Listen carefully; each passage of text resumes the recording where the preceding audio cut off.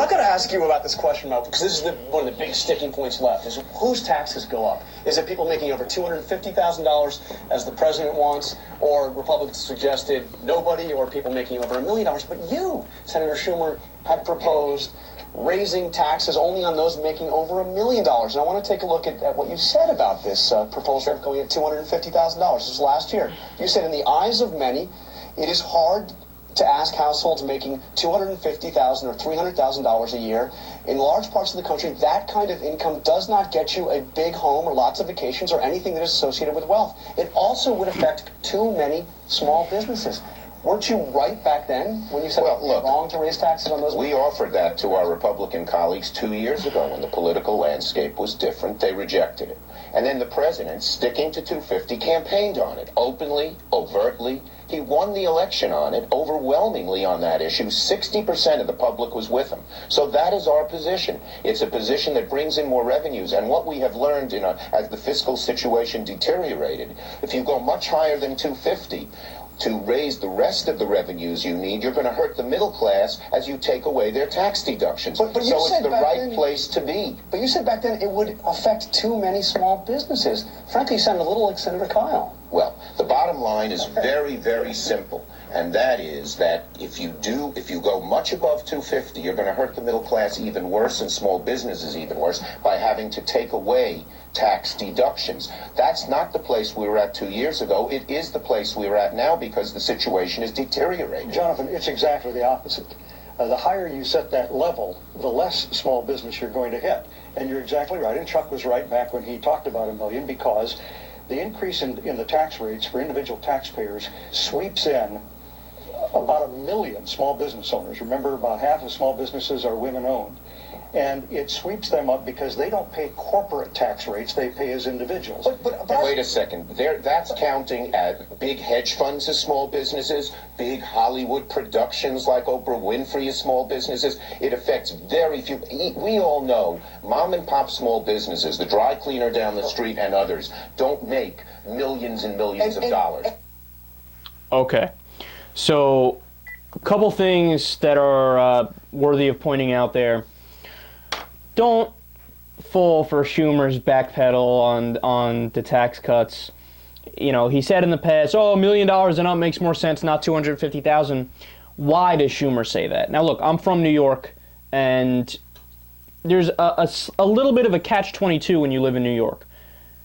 You want the backing of Wall Street and the financial district and the business leaders, the big business leaders and the corporate leaders in New York City. So what do? You suck him off, man. I mean, he's a corporate whore. Keep it real. Schumer's a Democrat in name. He's really not, but he loves to play the progressive line whenever he's out on the talk shows or he's talking to regular people. But behind closed doors, he's buddy-buddy with Wall Street. So, dude, you're not fooling anybody, Schumer. Come on, dog. But then also, there's a lesson to take away from this. Look at what happens when Democrats cave on their principles. So in a moment of weakness a while back, Schumer let out what he really thinks. Yeah, no, I'm willing to cave on $250,000, $1 million and up. Makes more sense.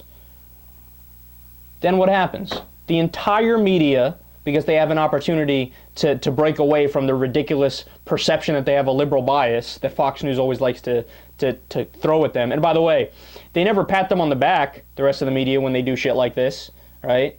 So they're like, oh, he asked a tough question. The people on Fox News or talk radio, credit when they ask you a tough question. No, never. So the media is like, yes, we finally get an opportunity to take it to a Democrat because he went back on his words. This is what happens when you cave on your principles. You get the media going after you, rightly, and then you get the Republicans go, aha! See, even lib Democrat Chuck Schumer agrees with us. No, man, no, Chucky should have never done it in the first place. Should have never said it in the first place. It was dumb, and then he's over there trying to weasel his way out of the whole thing. And then the last thing, which is super important, and you heard Schumer kind of perk up there at the end because he had something to finally attack, was when John Kyle starts talking about how, oh, goodness, if we raise taxes on people that make $250,000 and above, you'll be killing small business. Dude, it's a simple matter of math, right? Look at the United States of America. Look at how many people make how much money. Turns out if you make $250,000 and above, you're roughly in the top 2%. I hate to break it to you, but top 2% is not in the middle. Nowhere near the middle. In fact, it's quite clearly the rich. And any time you hear these Republicans saying, President Barack Obama's going to crush small business, like Schumer said, they're not talking about small business, dog. They don't give a rat's ass about small business. They never did. They never will. When was the last time you saw a Republican running out there saying, oh, my goodness, there's a Korean dry cleaner down the street in Washington that's going to go under. We need to give them a bailout. No, it's never them they give the bailout to. They say, where's Citigroup? We got to give Citigroup a bailout, Bank of America, the big corporations that give us our campaign contributions. That's who we have to save. Never small business, ever, ever, ever. You'll never hear a Republican, an establishment Republican, who's actually in favor of small business, right? But this is the one thing you need to know whenever the Republicans start barking away the same nonsense they always do about how Obama's against small business. How many small business tax cuts did Obama pass in his first 4 years? Was it 1? No, it wasn't 1. Was it 2? No, it wasn't 2. Was it 3? No, it wasn't 3. I'd be doing this for a while if I kept going, by the way. And by the way, even I got this wrong. I used to say he had 12 small business tax cuts in his first term. You know how many it really was? 16. Barack Obama cut taxes for small businesses 16 times. And these son of a bitch Republicans still go out there and say, Barack Obama, anti-small business.